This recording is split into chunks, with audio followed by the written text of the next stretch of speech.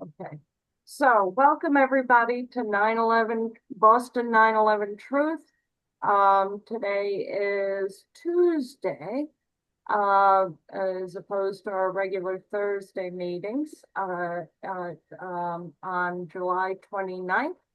And we have a very special guest today, um, hence the special day and time, Jim Fetzer. And I think everyone here is familiar with Jim. He's been at this for just about since the beginning. How long have you been working on 9/11 Truth? Well, I founded Scholars for 9/11 Truth in December of 2005 Right. and brought together hundreds of experts from around the world. And by 2006, when Alex Jones organized his American Scholars Conference, he invited me to be the keynote speaker. And during the panel discussion on Sunday, the four members of the panel were all from Scholars: Steve Jones, Bob Bauman, Webster Tarpley, and myself. So, I've kept at it and believe in collaborative research. One of my strengths, I dare say, is that I know I don't know everything. So I bring in experts who are expert in fields where I am not. I did this initially with JFK beginning in 1992, including a world authority on the human brain who was an expert on moon ballistics, a PhD in physics, who was also an MD, board certified in radiation oncology, an expert on the interpretation of X-rays, a physician who'd been in trauma room number one when JFK's moribund body was brought in, another photo and film analyst, another PhD, this time with especially in electromagnetism, properties of light, and images of moving objects. And I have organized conferences and published books, edited books. None of my work is solely authored. Of course, I take responsibility. But what I do basically is synthesize the results of the collaborative research in which I've been engaged.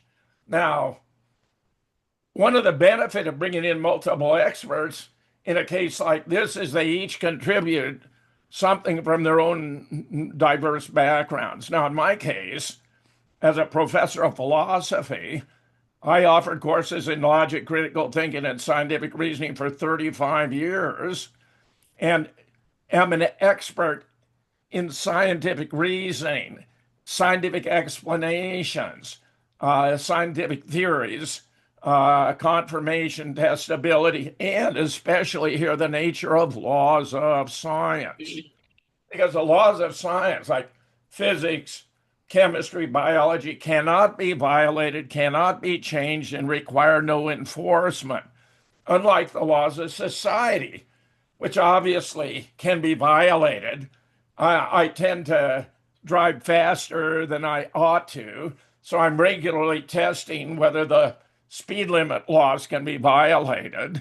And they can be changed, right? Sometimes 55, sometimes 60, 70, and they require enforcement. So, I've had my share of tickets over the years. Of late, since I moved down here to Oregon, Wisconsin, which is a small town just 10 miles south of Madison, I've had four tickets, uh, two for exceeding a speed limit in a residential area, which was 25, and I was going, I think, 35 twice. And then once for not having my seatbelt on, and it was just a fluke. Normally, I'm very conscientious, but on this particular occasion, I didn't. And the other was uh, backing out of the driveway to take my wife out to lunch. My foot slipped off the brake, and I rolled in about 2 miles an hour into a parked car. So, this just illustrates there's a big difference between laws of nature, laws of physics, and aerodynamics, for example, which give us a clue. Because if we're witnessing purported violations of laws that cannot be violated, we know we're being played. Now, it's a fantasy, it cannot be true. And it turns out 9/11 just abounds with these fantasy scenarios. I presume you're all aware that all those phone calls from the planes were fake A.K. Dudney, for example, a professor of computer science from Western Ontario, took three types of cell phones, flew around, discovered at speeds over 200 miles an hour or altitudes at 2,000 feet. The relay stations can't relay the messages fast enough at that time, so that those claims of the cell phone calls were all fabricated. You may be aware that some of the crash sites were fabricated or faked. I'm going to argue all four were fabricated or faked, albeit in different ways. We know the 19 Islamic terrorists had nothing to do with it. Osama bin Laden himself was actually an official of the CIA, Colonel Tim Osman. So he was a convenient patsy for them to utilize, but he had nothing to do with it. I'll cover all of these. Now, I built in a couple of break points. When I begin, I'll be talking about Shanksville and the Pentagon, and then I'll take a break.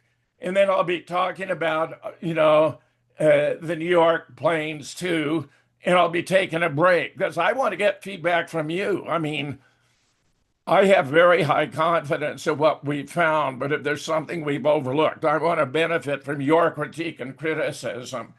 And of course, in relation to discussing how the Twin Towers were destroyed, no doubt that'll be the most controversial of all, but I'm glad to share with you what we have found and get your take on what you think is right and wrong about our findings.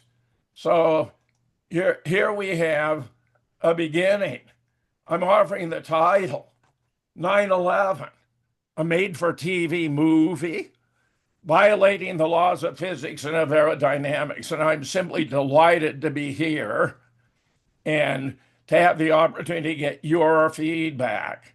Now, we all know about the four different flight plans, and no doubt most are aware that an Israeli security firm, ICTS, was present at all four of the airports. Now, you're also undoubtedly aware no plane theory is defined as a conjunction of four claims. That Flight 93 did not crash in Shanksville. That Flight 77 did not hit the Pentagon Plus. That Flight 11 did not hit the North Tower. And that Flight 175 did not hit the South. Now, that doesn't mean there were no planes involved here. We obviously had lots of images of planes. The question was, were they real planes or something else? And I'm going to argue they were something else and review the theories about what they really were. But I want you to understand, I mean, as a philosopher, a classic philosophical problem is reality versus illusion. And what I have been doing in devoting myself to the investigation of what are colloquially known as conspiracy theories, JFK, 9/11, Wellstone, Sandy Hook, Boston bombing, moon landing, and more, is to sort out the real evidence from the fabricated. In JFK, that's extraordinary because so much of the evidence was fabricated or faked as part of the cover up. Now, here we have a video that takes us back to that tragic and fateful day where if you were sitting at home watching TV, say an old episode of MASH, here's what you might have experienced.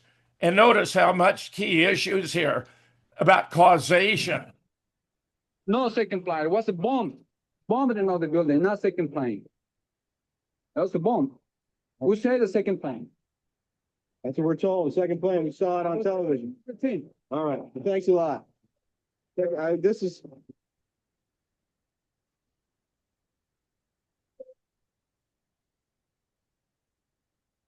Of how much of the plane actually impacted the building. You know, it might have appeared that way, but from my close-up inspection, there's no evidence of a plane having crashed anywhere near the Pentagon. The only site is the actual site of the building that's crashed in. And as I said, the only pieces left that you can see are small enough that you could pick up in your hand. There are no large tail sections, wing sections, a fuselage, nothing like that anywhere around, which would indicate that the entire plane crashed into the side of the Pentagon and then caused the side to collapse. Now, even though if you look at the pictures of the Pentagon, you see that the floors have all collapsed. That didn't happen immediately. It wasn't until almost about 45 minutes later that the structure was weakened enough that all of the floors collapsed. Jeff, it's a United Airlines plane. It's believed to be at that site outside Pittsburgh, isn't it? That's right, John, with 45 people total on board. And one of the more profound things today, the imprint of terrorism seared not only on Wall Street, but also on Main Street. Here you have an area 80 to the southeast of Pittsburgh, and this plane, which went down at about 10 o'clock this morning. We have rescue vehicles that came in earlier in the day, and they have turned up nothing. No one believed to be alive from this crash. Some of the media just getting back to the scene, which is about a quarter of a mile up on a hill back behind me. And so some of the first pictures just starting to come in within the last hour. I want to get quickly to Chris Kanicki. He's a photographer with the Pittsburgh affiliate of Fox. He was back there just a couple of minutes ago. And Chris, I've seen the pictures. It looks like there's nothing there except for a hole in the ground. Basically, that's right. The only thing you could see from where we were was a big gouge in the earth and some broken trees.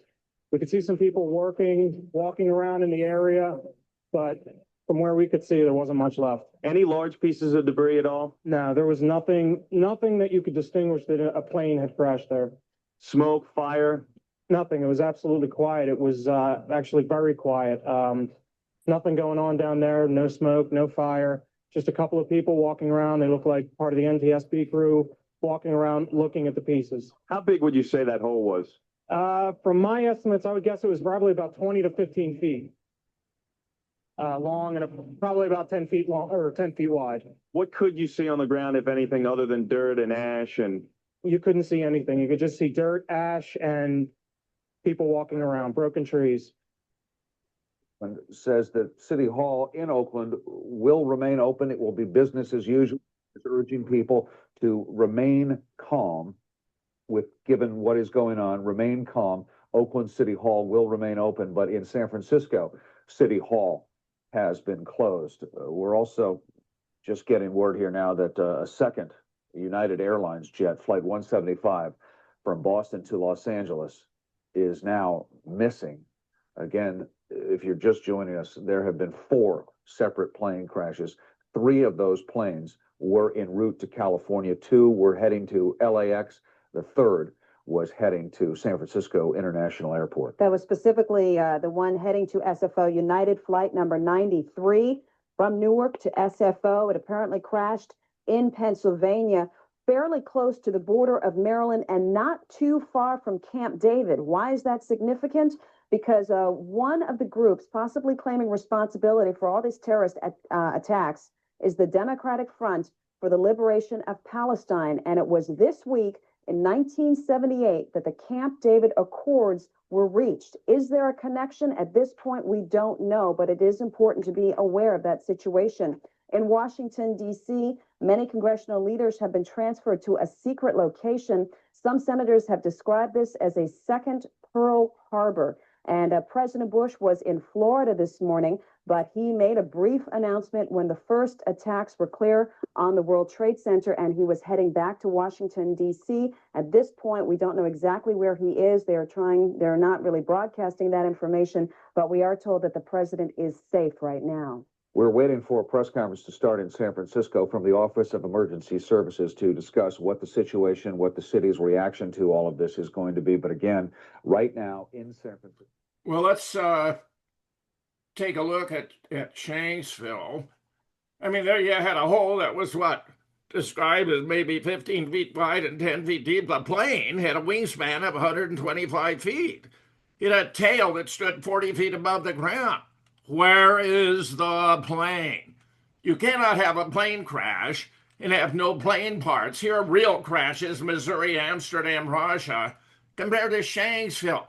Colonel George Nelson, who's an expert on plane crashes, told me it looked to him like they took a bulldozer out there, dug a trench, filled it with trash, and blew it up. There's no evidence of a plane having crashed anywhere near there. In fact, the 2 reporters first on the scene both reported. The eerie aspect of the plane crash site was there was no evidence any plane had crashed there, which of course it was explicable if no plane had crashed there. Here's one of the fantastic theories. This was supposed to be why we can't see any plane parts. This was supposed to be an area where mining had taken place. This is allegedly where the passengers commandeered the plane and it came in upside down and disappeared into an abandoned mine shaft. Well, ludicrous on its face, but think about it. We know what to do with miners trapped in abandoned mine shafts. We break out the bright lights and the heavy equipment and dig 24/7 in the hope someone might have been saved, might be recovered. Here in Shanksville, they didn't even burn to recover the plane and its passengers. Where one of the oddities of these flights is they were only like a quarter full. In the case of Flight 93, it could carry 289. It actually only had 45 aboard. How could a commercial carrier make money traveling intercontinental or cross country with that kind of a number of passengers? Now, Val McCletchy claimed to have taken a photograph on the left at the time. But notice the cloud looks much more like that in the middle from an explosive than from a plane crash on the right. And if you trace the geography from McCletchy's photograph, it's over a pond where the plane did not crash. Here's another real plane crash. The type of smoke is completely different. Meanwhile, pilots for 9/11 Truth has done some brilliant work. In this case, they determined that Flight 93 was still airborne after it officially crashed in Shanksville. It was over Champaign-Urbana, Illinois. Get that. And I got to tell you, as I'm going to explain, I tracked Flight 93 thereafter and looked at the FAA registration data, and the plane wasn't even taken out of service until 28 September 2005. Meanwhile, looking at the Pentagon, we only got 5 frames that were released, including this one, conveniently labeled plane. If you look up here, there's something that might be a plane. And then you got the growing fireball. It's got the wrong date timestamp. Very suspicious. I asked Jack White, legendary photo analyst from JFK, if he could figure the image of a Boeing 757 to the size of the tail shown in this frame. He did so, and obviously a 757 is twice as large. So that cannot be a Boeing 757. In fact, pilots and aeronautical engineers explained to me the white plume is not the black exhaust of a jet, but rather could be from a missile being fired into the West Wing, which turned out to be exactly what happened. Dennis Camino has been brilliant about this, identifying it as having been a global hawk. And here's a hit point. You know, so it's only about 10 feet high, 15, 17 feet wide. There's a chain link fence, a couple automobiles, a couple of spools. They're on fire, unbroken windows. What's missing? A massive pile of aluminum debris from a 100-ton airliner. Here's after the collapse, and you see more widely, but there is no evidence of a plane having crashed anywhere near the Pentagon, just as Jamie McIntyre explained. Now, if you look here, when they excavated, do you see any signs of an intense fire or collision? Because I do not. Here you actually have what looks like the Stanford Oxford Unabridged Dictionary. It's not burnt. There's no evident damage. And yet we're told the plane came in at over 400 miles an hour, barely skimming the ground, to hit that target on the ground floor. Now, a plane at that low with an engine so massive would have torn up the lawn. It would have been a mess. And of course, there would have been aluminum debris everywhere. Body, seats, luggage, wings, tail. Not even the images were recovered. Here you see the 2 civilian lime green fire trucks extinguishing the very modest fires. But what's most important is the lawn. The lawn. Where's any evidence of debris from a plane which would have ripped up the lawn? By various scenarios, we get the same outcome. The effect is not present, which means the cause cannot have been present. Here's from a BBC. They did a conspiracy files. They actually came to my home and interviewed me for 8 hours. And then you use 7.5 minutes of those 8 hours. I gave them 100 arguments about 9/11. They picked and chose, but look, what's significant here? The lawn. No debris on the lawn. Here's another. Even after the collapse of that wing, no debris on the lawn. Here we have some that showed up later, and I conjectured that it was dropped by a C-130 that was circling the building. But a fellow named James Hansen, who's a retired attorney from Columbus, Ohio, observed in this piece of fuselage, there's a piece of vine entwined here that is not indigenous to the Arlington, Virginia area. Also notice this piece of fuselage, albeit from a 757, is not crumpled as you'd expect from a violent collision, doesn't show any signs of having been exposed to intense fire, because, and there you see a close-up of the vine, because a 757 has a very good safety record. There have been very few collisions. He discovered American Airlines 965 had crashed near Cali, Colombia, where the pilots lost track of their access, crashed into a mountain and through a jungle where these vines are indigenous. And the salvage was done, guess what, by an Israeli salvage crew. Here you have the pilot who, when the BBC asked him what did he think about my suggestion that he dropped debris on the Pentagon lawn, since it would have been so awkward to have officers and enlisted men carried out, he said it was absurd, not that it was false. Indeed, we also know, according to the official narrative, the plane is supposed to come in and hit a series of stationary steel lampposts. 1, 2, 3, 4, 5, 6. Now, by Newton's third law, equal and opposite reaction, the effects of a plane moving over 400 miles an hour hitting stationary lampposts would be the same as if the plane were stationary and hit by lampposts traveling over 400 miles an hour. They would have broke open the wings where the fuel is stored. It would have mixed with air. It would have exploded. The plane would have scattered across the Pentagon lawn. But as we already know, there is no such debris. It cannot have happened, as we have been told. Now, it just so happened there were a group of civilians at a Citgo station who actually observed a plane fly toward the Pentagon. Only it was on the opposite side, north of the Citgo instead of south. The green line is the official trajectory. The yellow, what they observed. Now, I have a friend from JFK Research, Roy Schaefer, who had a buddy, David Ball, who was a trucker. He was in front of the Pentagon when all this happened. He told Roy he saw a plane fly toward the building and then swerve over it. At the same time, an explosion occurred. And I believe that's exactly right.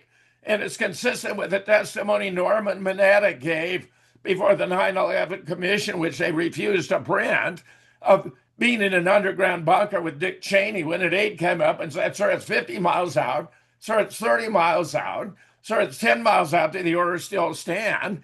And Cheney whips around and says, "Of course they still stand. Have you heard anything to the contrary?" Well, the order had to be to not shoot it down. The obvious thing to do would have been to shoot it down. You lose a passenger and plane, but you do not lose, in addition, the property and the personnel at the target.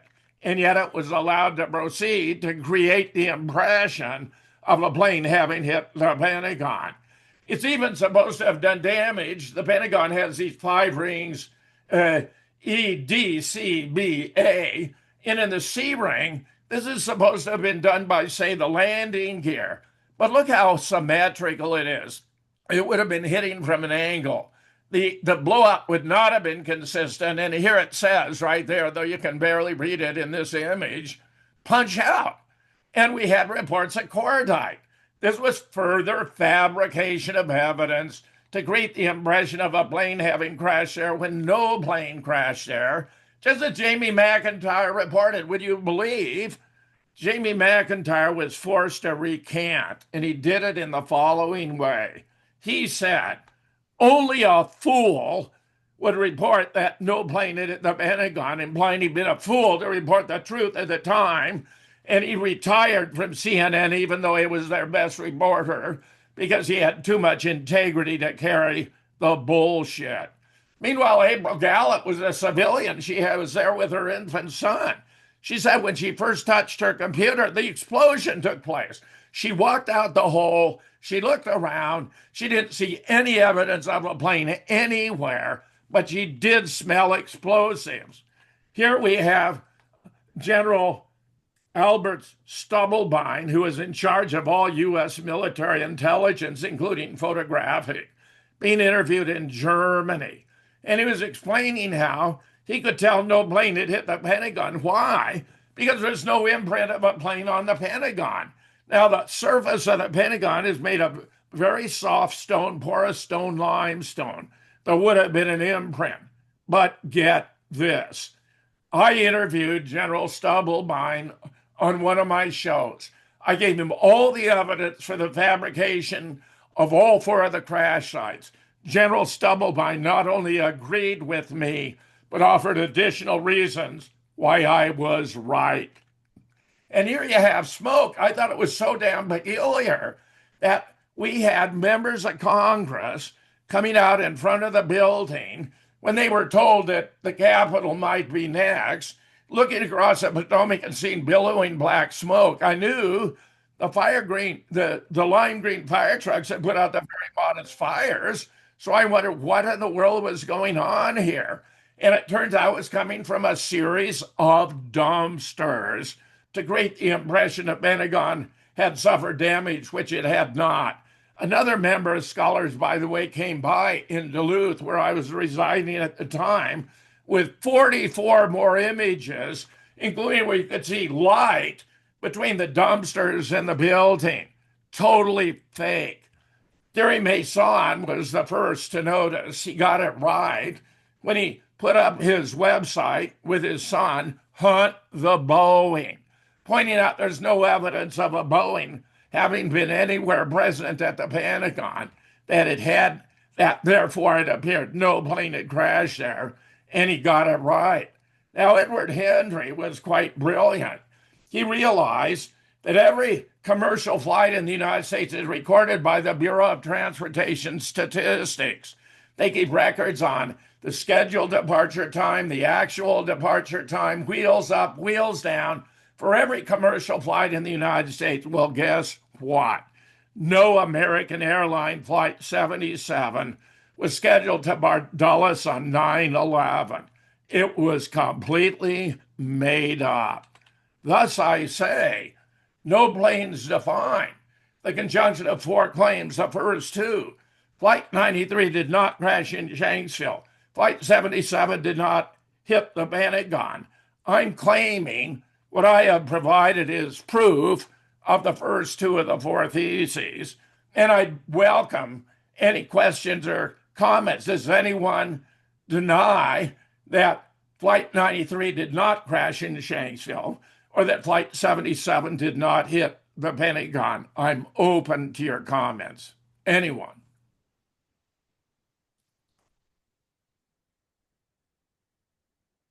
Craig McKee has his hand raised. Go ahead, Craig. Hey, Jim, how's it going? Good. It's a delight to see you, my friend. You've done such good work over so many years. Thank you. Thank you very much, Jim. Good to see you too. I just wanted to comment on a couple of things that I've been asserting, and I'd just be very interested to know what your reaction is to them. One of them is that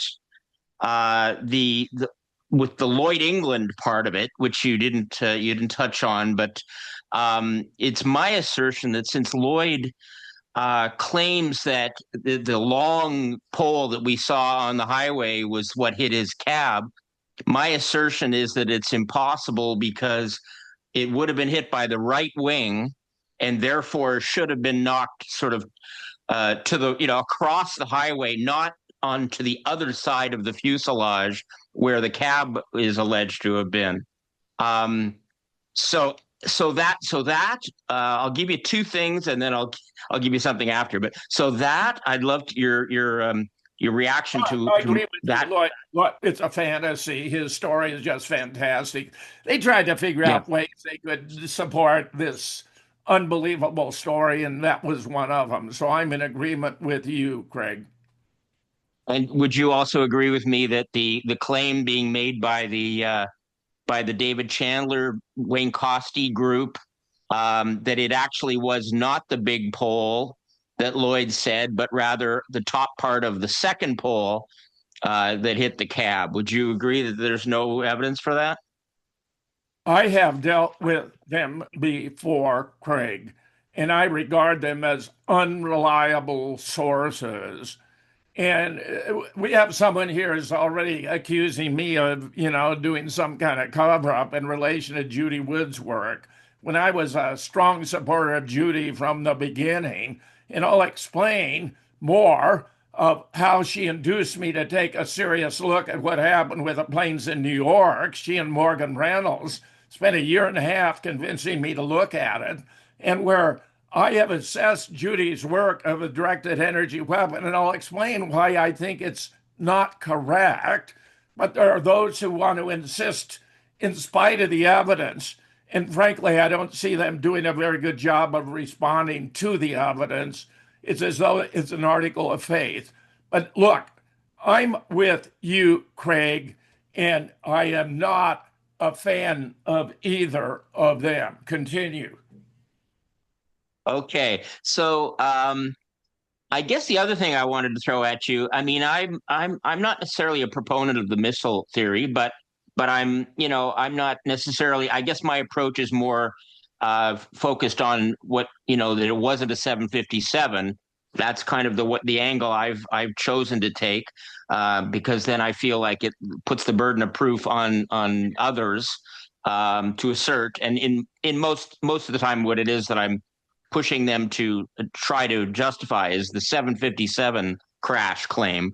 But I did want to ask you, in terms of the damage to the building, two things strike me. One is that two titanium engines weighing more than 8,000 pounds each, going at 530 miles per hour, would have, in my view, would have created two exit holes in the C ring.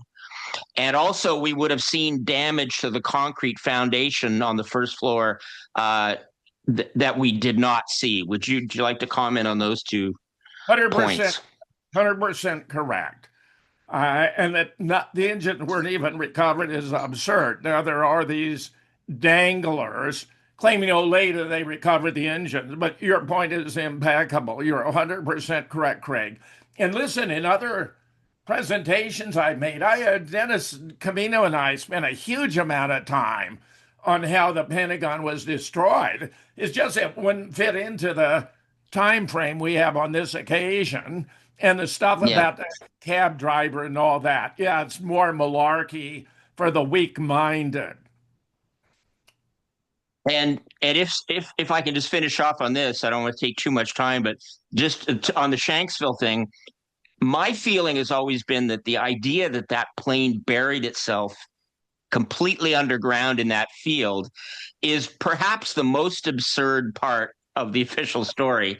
And it's interesting that there are those in our movement, some of the same people that I just mentioned a moment ago, that seem to want to or seem to be open to the idea that the official story also got that point correct. But you know what? You mentioned something that I hadn't really thought about. I knew that the plane had never been dug up, and I know that the claim is that it's still under there.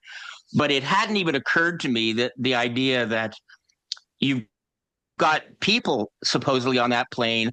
I mean, they would be very unlikely to survive such a crash, but would you not just dig them up anyway?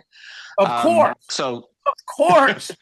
I mean, some of these things are so obvious, Craig. And something I've always admired about you is your complete open-mindedness. You're among the most objective I've ever encountered among students of 9/11. And some of the parties we're talking about here are manifestly not. They have an agenda, and they're going to promote it regardless of the facts. So I appreciate your comments, Craig, and I agree with you across the board. Good stuff. Thanks, Jim. Continuing then. Now we turn to the Twin Towers, which had this unusual tube within a tube design, massive 47 core columns. It created all this open space. And then you had the 230 external steel support columns. It was extremely robust, brilliant design, won a lot of awards for architecture. Now, what some don't think about is the steel was massively more thick at the bottom, actually 6 inches, 5'4", all the way up to the top where it was only a quarter-inch thick. So that, these theories we get about top floors having created a pile driver effect on the lower is absurd from the beginning. There were, of course, 7 buildings, not just the 2 twin towers, of which the 7th, Building 7, also known as the Solomon Brothers Building, only came down at 5:20 in the afternoon, 7 hours after the destruction of the North Tower. There was asbestos, by the way, in the building when they were originally constructed and first opened in 1970, which had to be removed. Silverstein Properties, which took possession just 6 weeks before, after it was transferred by the Port Authority, had a problem. They had to remove the asbestos, but it couldn't be done by a classic controlled demolition because that would have released all the asbestos particles into the atmosphere. And to construct scaffolding around the buildings to undertake the removal might have run as much as $1 billion apiece. So it was extremely convenient that there just happened to be a terrorist attack to destroy both of the buildings, more of which we will review. But it's as though all and only buildings with the WTC designation were destroyed that day. Truly stunning. Meanwhile, here it was, Frank Lowry, Ronald Lauer, Paul Eisenberg, all, of course, dedicated Zionists who were involved in transferring the property to Lucky Larry Silverstein, who had the habit of having breakfast at Windows of the World atop the North Tower every day except on 9/11. And of course, he had already revised his insurance agreement to include an anti-terrorist clause. So now, because there were 2 planes, he claimed 2 double indemnity. He pocketed around $2.5 billion on a $114 million investment. They don't call him Lucky Larry for nothing. Meanwhile, the security firm that had been operating, protecting since it opened, was replaced by an Israeli firm, Kroll. Another remarkable development. Odago Messenger Service was warning all the Jewish employees of the World Trade Center not to come in that day. I even got a phone call, this is decades ago, from a little old lady in Brooklyn who said that her rabbi had told the members of the synagogue not to go into Lower Manhattan that day. And I wanted to thank her for giving me that information, which of course is consistent with everything else we know. Willie Brown even said he was warned not to fly that day, and the party who warned him was Condoleezza Rice. Meanwhile, the very day before, Rumsfeld acknowledged $2.3 trillion was missing from the Pentagon budget. Well, that's rather astonishing. And the very idea that an experienced politician like Rumsfeld would reveal that information on a Monday is contrary to typical practice. You save a big story for Friday, hope it'll get lost over the weekend, there won't be follow-up on a Monday. It's going to grow legs. It's going to become bigger. It's as though he knew some event was going to intervene and to be able to waltz into Congress the following day and ask for hundreds of billions more in defense spending, which is exactly what happened.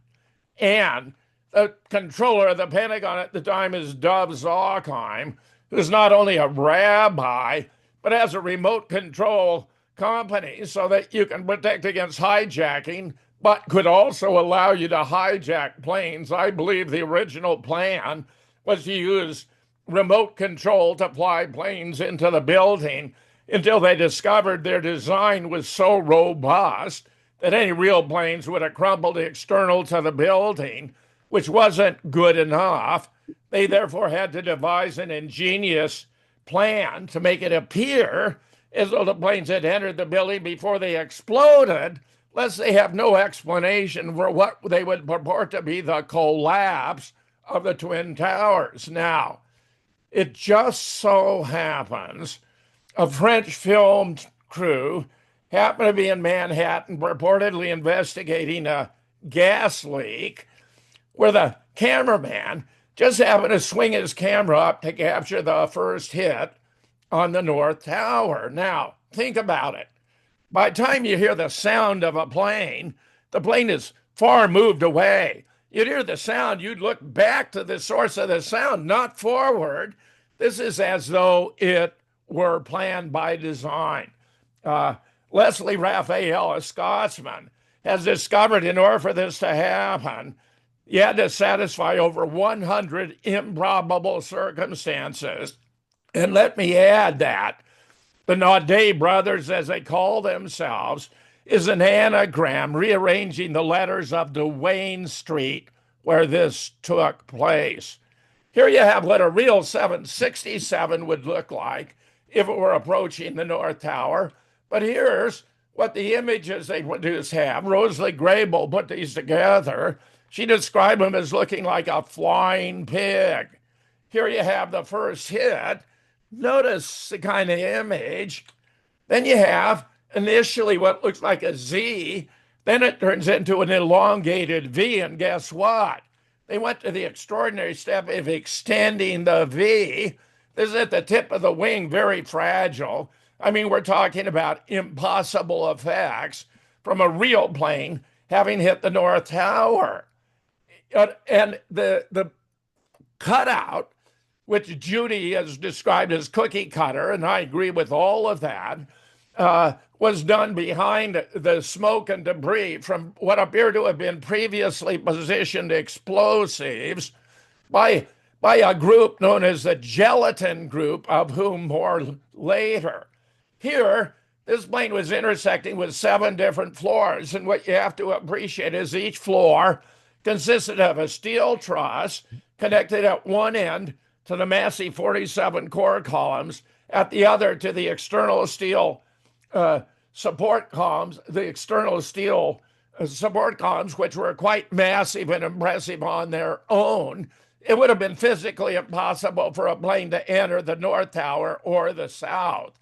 Now, there are some who believe that some of the damage might have been done by firing a missile at the building. I mentioned that in passing. It's not impossible. I regard it as improbable.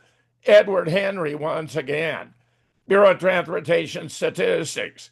No American airline flight 11 was scheduled to Boston Logan on 9/11. That plane, too, wasn't there. Now, I mentioned the Gelatin Group. It turns out there were 200 Israelis, whom I believe were all Mossad, who were entered into the country as art students, and groups of them took up Dome Mile in both the North and the South Tower. They had free reign. And there are boxes here of fuse holders. They were even conducting performance art outside of the building, which was attracting a lot of attention. On 9/11, a lot was going on, and the NYPD was on the job. Let me add, including the fact that a woman at Liberty State Park saw a group of, they've come to be known as the dancing Israelis, who were celebrating, high-fiving while they were videotaping the destruction of the North and the South Towers. She thought that was very odd. She notified the police. When they stopped the van in which they were driving from Urban Moving System, which turns out to be an Israeli asset, that had a drawing of a plane and the Twin Towers on the side, the driver said, "We're not the problem. Our problem is your problem. The problem is the Palestinians." And you may recall at the time of that report about the Popular Front for the Liberation of Palestine possibly having been involved, they switched to a video that showed Palestinians rejoicing, which I recognized immediately at the time had to be archival footage from a previous political or religious event, because the Palestinians, in fact, were just as slack-jawed and dumbfounded as the rest of us, but they just happened to have it at hand to broadcast nationally. They were held for some 44 days until Assistant Attorney General Michael Chertoff released them, and they returned to Israel, where 3 of them went on Israeli television and acknowledged they had been there to document the destruction of the World Trade Center. Obvious foreknowledge. Chertoff would become the 2nd director of Homeland Security following Tom Ridge, and is a very strange guy. He also was eager with a scanning system to make lots and lots of money after Las Vegas. There was a proposal to put scanners in every casino and resort in Las Vegas and eventually every school across the country, which would have yielded billions. Well, here's one of many images we have of what purports to be Flight 175 approaching the South Tower. It turns out the speed recorded in these videos, and let me say, we have like 52 different videos, of which some 27 are sufficiently clear and precise that you can actually plot the location of the plane as it approaches the building. Turns out to exceed benchmarks that would be for the viability of a 767 at the speed it was traveling. It appears they made the blunder of supposing that the cruising speed of a 767 at 35,000 feet could be attained at lower 700 to 1,000, which would have been impossible. Indeed, as pilots for 9/11 Truth explained in their brilliant documentary, 9/11 Intercepted, the plane would have physically come apart. So we're witnessing a fantasy just from the speed depicted of the plane in the video. A fantasy. It's not aerodynamically possible for that plane to attain that speed at that altitude, and it would have come apart. Meanwhile, we have the plane just disappearing into the building effortlessly, leading some to call it a ghost plane or a butter plane, as though the South Tower were a 110-floor cube of nothing but butter. It turns out that in this case, the plane was intersecting 8 different floors, once again making it physical impossible for a real plane to have entered the building. It would have crumbled external to the building, but what do we see? Here's the Evan Fairbanks video. The plane approaching the building, effortlessly entering the building. We have verified from both the Hezarkhani and the Evan Fairbanks that the plane passes its entire length into the building in the same number of frames it passes its entire length in air, which makes sense only if a massive 500,000-ton steel and concrete building provides no more resistance to the trajectory of an aircraft than air, which is absurd.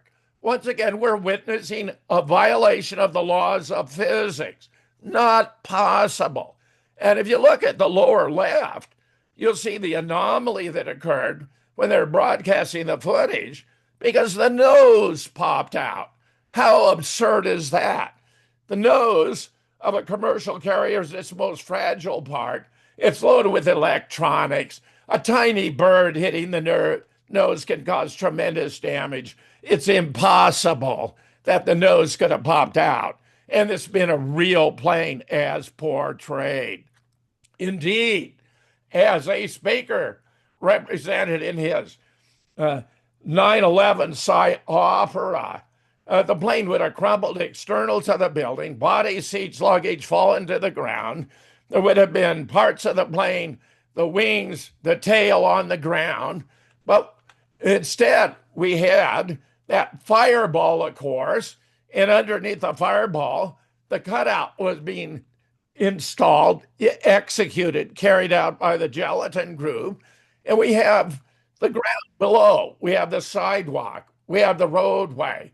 There's no bodies, no seats, no luggage, no wings, no tail, meaning it didn't happen.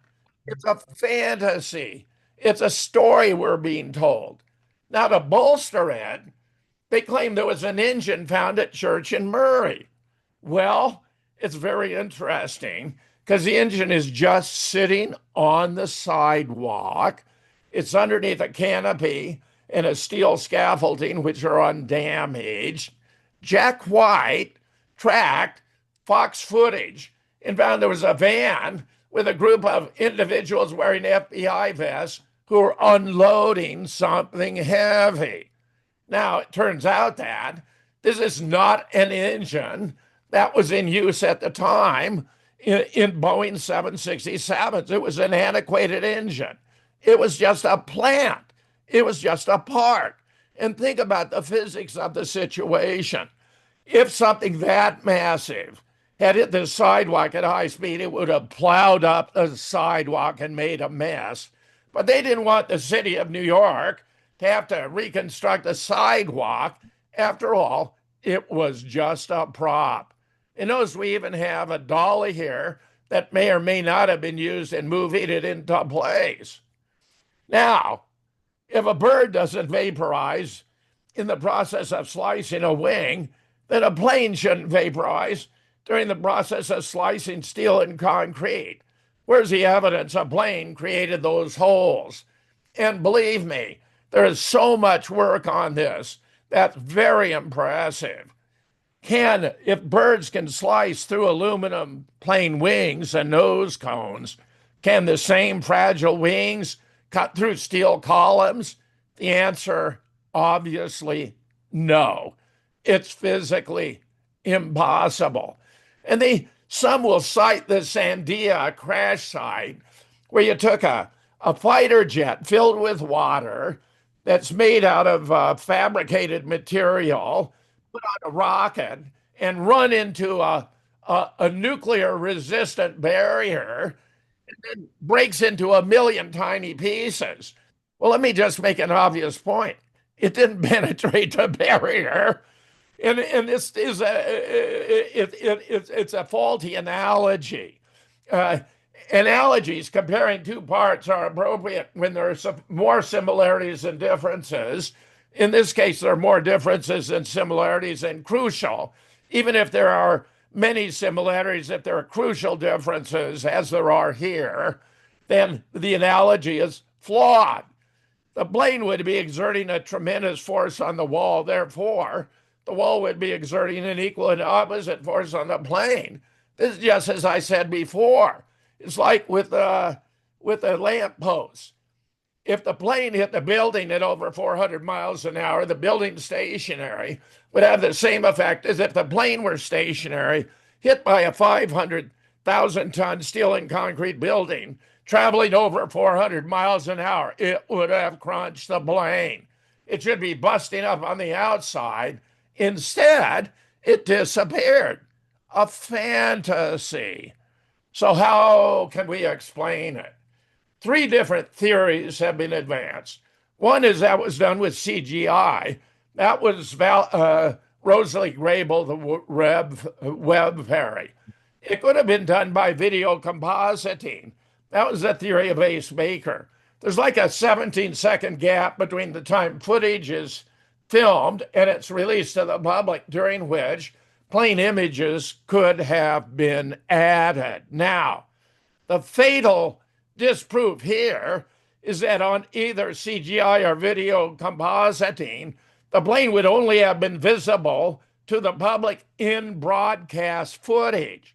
But we have over 500 reports of witnesses seen the plane prior to the impact.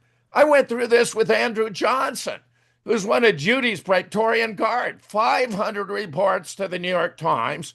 They were all varied: large plane, small plane, military plane, civilian plane. The point is, and they included hundreds of firefighters who are not known to be prevaricators, that they were seeing a plane approaching the building before the hit.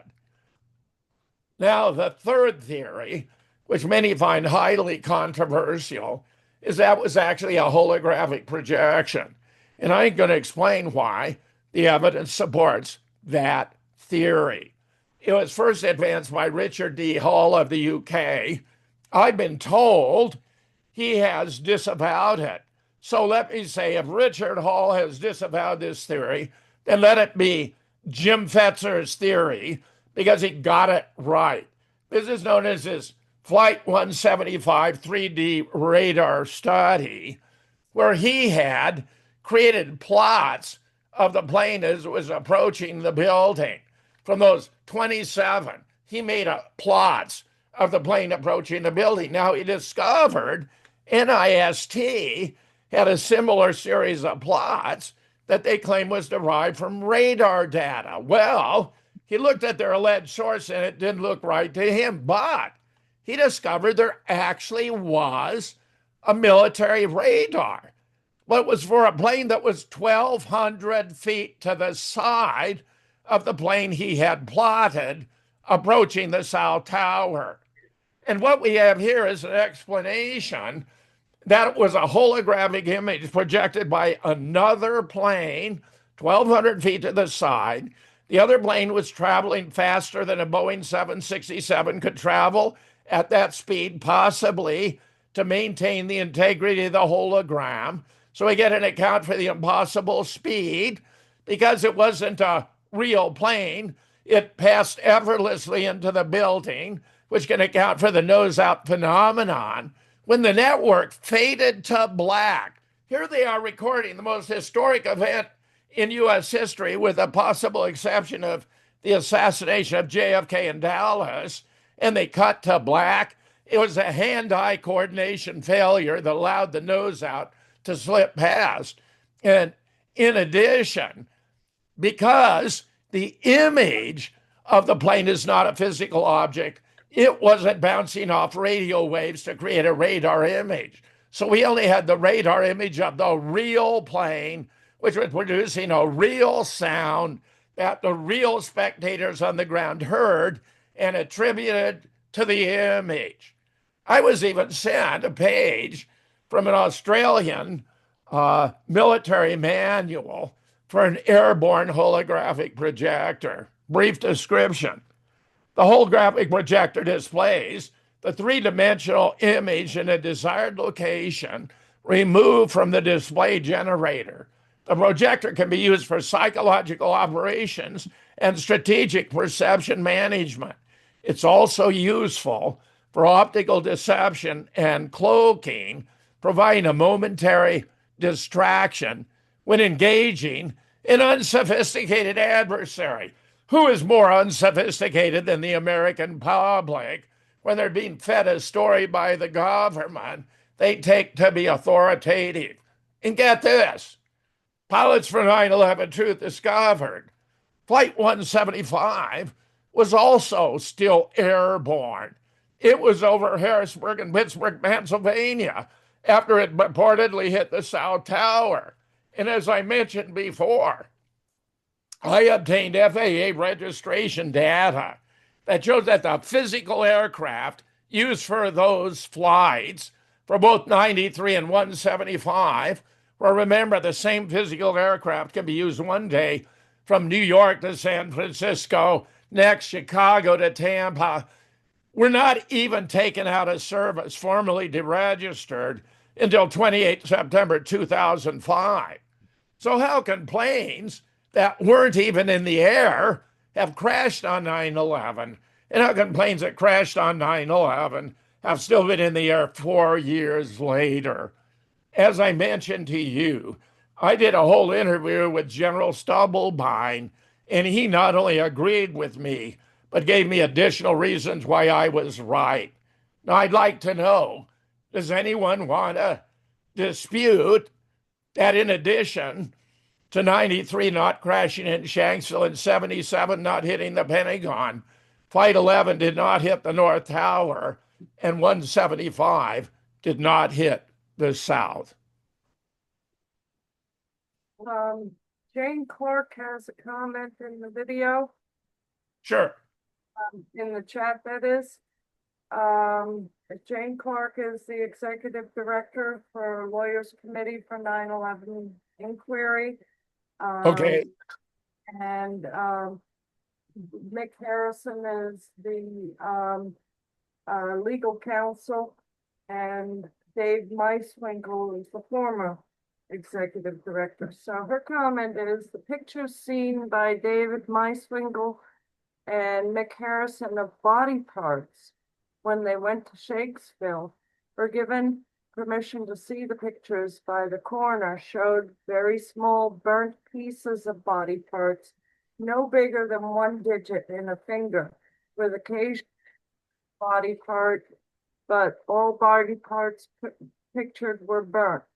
It appears these body parts were picked up over an 8-mile area, up to the area where the alleged hole in the ground where supposedly the plane went in. From what David and Mick understood, the body parts were sent to the Army DNA labs for identification with family members had donated DNA, and then the body parts were returned to the families. Do you have a comment about that? Easily faked or staged. I mean, look, no plane crash there. If no plane crash there, then no passengers died in plane crashes that didn't occur. And indeed, here we have the key result. If no planes crashed, and I've proven no planes crashed, regardless of their claim to have found these tiny, tiny body parts, utterly inconsistent, by the way, with the theory the plane crashed into an abandoned crash site, a mine shaft, because they would have all been intact, and that no effort was made to even recover the bodies, then no passengers died, and no Islamic hijackers caused them to crash. And if no Islamic hijackers caused them to crash, then there was no warrant or any justification for the war on terror. What I'm telling you is the evidence is no planes crashed at any of these 4 sites, and they may have, fabricated evidence of one kind or another, even including burnt body parts. It seemed to me that would be pretty easy for the government to make up along the way, but count me unimpressed. Just go to Hollywood. They do this kind of stuff all the time. Fake bodies, they look really bad, blah, blah, blah. I think what they're telling us, given the evidence I've adduced, is faintly ridiculous, at least. Faintly ridiculous. Okay, Jack Bottomley has his hand raised. Go ahead, Jack. Yes, I've seen considerable evidence that the planes at the World in New York were old refueling planes, and as such, those planes are designed to go much faster because they have to keep up with fighter jets in an emergency. And Dobbs Econ had a company that rented those tankers to the Air Force at great profit to him, and those were old ones. There's also considerable evidence that there was missiles mounted on the bottom of those planes that hit the building just before the planes hit.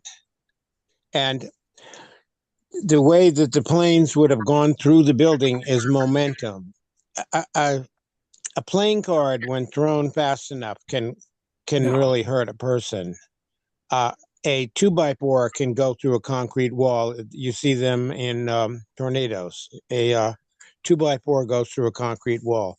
So at high speed, something which is lightweight, it's just got so much momentum, and every single piece of that plane would have that momentum of 500, whatever, 600, 400 miles per hour, which is so much momentum that it would fly into the building. Just one screw, for example, at the end of a wing, if that's going at the building at, say, 500 miles an hour, that's going to fly right into the building and go through it. just because of momentum. I'll do my best to address this sympathetically. You're misunderstanding the nature of physics. Some of the cases you cite are completely different. We have a straw in the side of a tree. It's because during a tornado, the tree was twisted. It opened up and the straw got caught. You can no more accomplish what you're talking about than you could take a can of Coke and throw it really, really hard at a brick wall and expect it to pass through. It's physically impossible. You're not understanding Newton's third law. No, You're you not see it understanding. in Listen. you I'm see it in responding. tornadoes all the time. You can believe what you want to believe. That's okay with me. What I'm telling you is physics rules it out. You're being played, and in a serious way. And since the plane was traveling at impossible speed, you're claiming the tankers. I don't care what kind of plane it would have been. There was no resistance. The plane didn't slow down. It melted into the building. And I don't care what kind of plane you think you're talking about. That's physically impossible. So if you want to believe things that are physically impossible, and what in Alice, I believe 3 impossible things every day before breakfast. You're welcome to. Don't try to foist it off on those of us who have a better grasp of physics, okay? I say, you're welcome Jim, to your opinion, but it's not. Jim, I've seen the 2x4s go through a concrete wall. That does happen in tornadoes. Listen, I'm telling you, in New York, no real planes were involved. And there wasn't even any radar image. If there'd been a real plane, it would have shown up on radar. It's not there. The plane And at 1,200 feet to the side is there, not the projected image. You're just ignoring the facts, which I suppose you as a person are entitled to do, but I don't know what else. An old worn tanker is going to cost $30,000 to $100,000. You can buy the fuselage and live in it. I've seen several cases of that happening. Now, to do all the stuff that you're describing, the holograms and everything, would cost millions. So Dogs.com would say, look, it's much cheaper to just take one of my old planes and crash it in. And they can be remote control, because not only did he have the remote control technique, but Boeing had it at that time. I've seen videos from that exact time of Boeing flying F-16s by remote control. Let me just say, I can send that to you. Given the patient way I'm explaining all of this, to me, it's embarrassing you're making these arguments. But you go ahead. If you find it comforting to believe fantasies, no real plane could have entered the building. I don't care if commercial, military, large, small, the type you're talking about doesn't matter. It would have crumpled external to the building.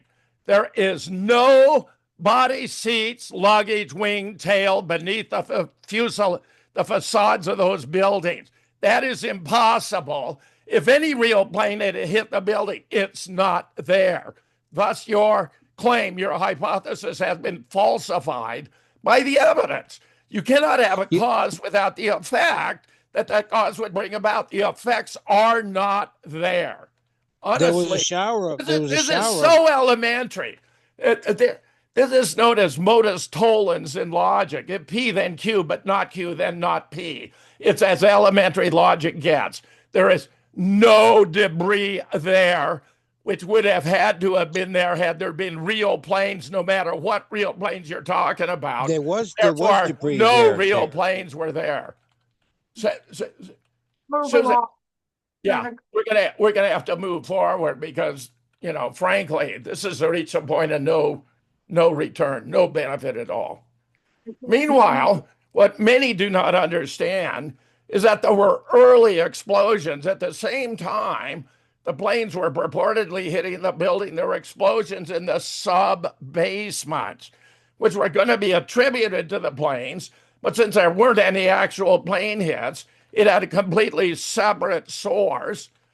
Blew out the lobby glass when William Rodriguez, who was a senior custodian in the North Tower, came here to Madison to give a talk.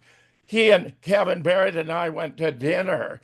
And when he started talking about how the water was filling up in the sub basements, I knew that had been the purpose for the earlier explosion, to drain the sprinkler systems, which had been installed when they'd had a huge fire way back when in the North Tower, because they would have easily extinguished the modest fires that remained. So here you get the first impact, second impact. Those are from these explosions set off in the sub basements.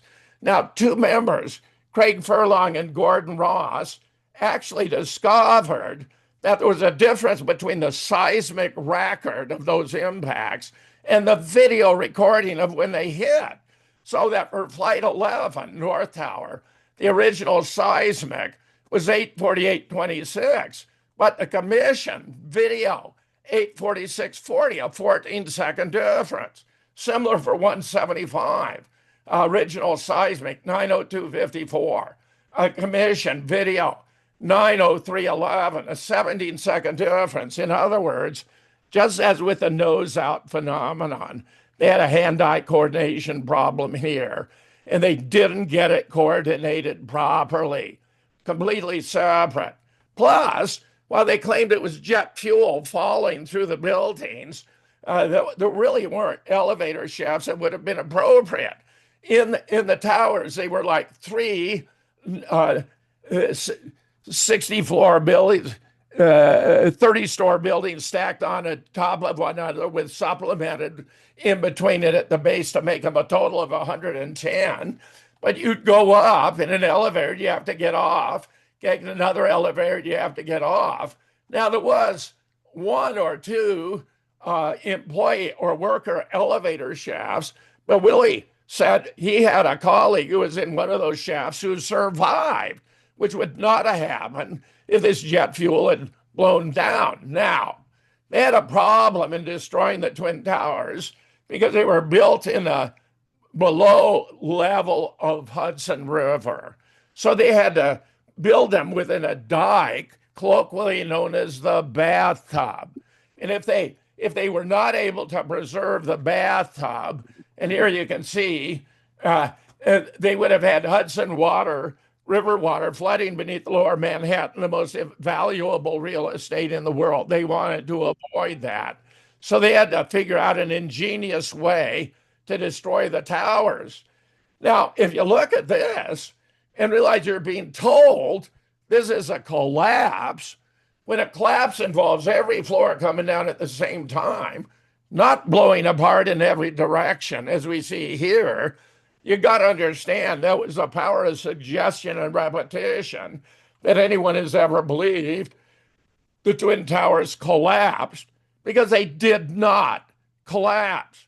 Here's how I referred to that pile driver theory. But remember, the top floor of the steel was only a quarter-inch thick. It only represented that even top 17 floors only represented like 1.4% of the mass of the steel in the building. And the other mass would have prevented it from falling. Here's another. This again is by a retired high school math, physics, and chemistry teacher. Brilliant stuff, showing for every weight of downward, there were 118 weights of upward force. In other words, those buildings cannot have collapsed. It was a physical impossibility for them to collapse. And yet, look at this. Look at this. Does anyone think that's a collapse? Judy calls this the bubbler. There you have building 7 in the foreground. And I want you to understand, I think Judy has done a lot of wonderful work. I think her book is probably the best compilation of photographs, diagrams, and studies we have available to this day. So I bear her no malice. I simply disagree with her theory of how it was done. And I'm going to explain why I disagree, and you can evaluate for yourself. But look at this. Can anyone in their wildest dreams imagine this is a collapse? Obviously not. And here's a part of a remnant of the core columns of the North Tower, which are undergoing molecular disintegration. Now, she's certainly correct that directed energy weapons can bring about molecular disintegration, but that's not the only mechanism that can bring about the same effect. And I'm suggesting it was not, in fact, directed energy, but an alternative. Now we had these buildings were converted into millions of cubic yards of very fine dust. It was coating lower Manhattan up to 2.5 inches over the town. Now, Donald Trump was the first person in the world to contest the official version of the attacks of 9/11 on television that very day. After having noted the engineers who built the Twin Towers were now working for him, he declared on New York Channel 9 that was impossible, that Boeing's going to burst through the steel structures of the towers, as I have been insisting. He continued by stating it was also impossible that Boeing's going to cause the towers to collapse. He concluded by affirming there had to be other factors of which we were as yet unaware. He even used the word bombs. Now here we have an interview with Trump.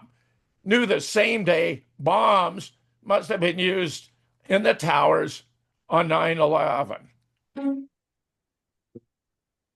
Great. You're probably the best known builder, particularly of great buildings in the city.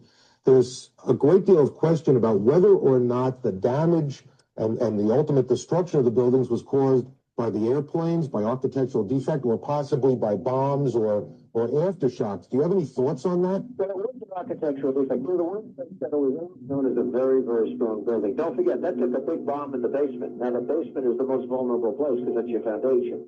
And it's in 93.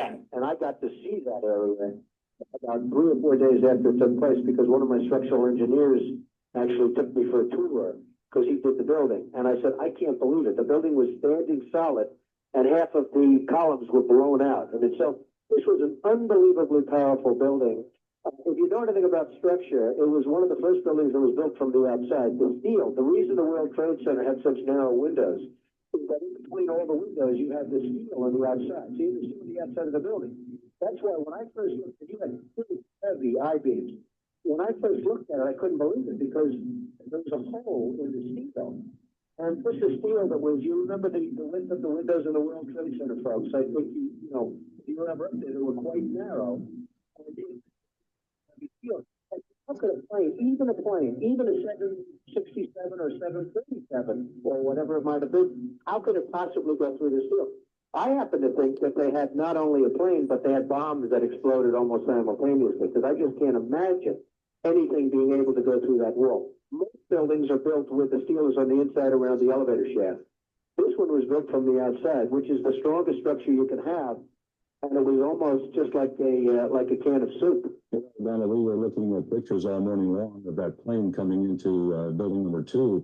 And when you see that approach the far side, and then all of a sudden, within a matter of a millisecond, the explosion pops out the other side. Right.